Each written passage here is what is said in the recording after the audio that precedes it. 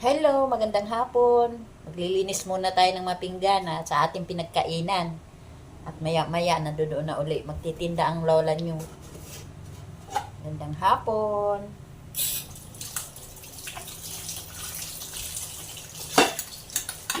Babanlawan na lang po ito, nasabon ko na.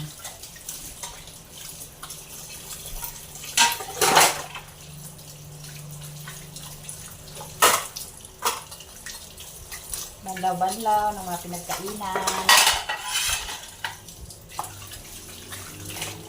Ayan po talaga ang mga lola. Ang mga lola.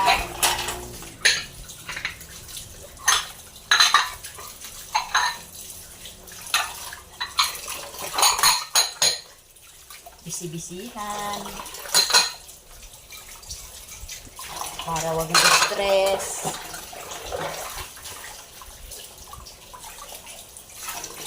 Bisbisihan po tayong mga lola.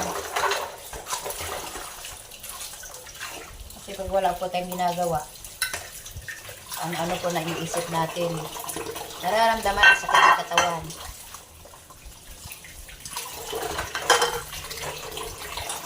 Yan, dito na lang. Bye-bye! At magandang hapon.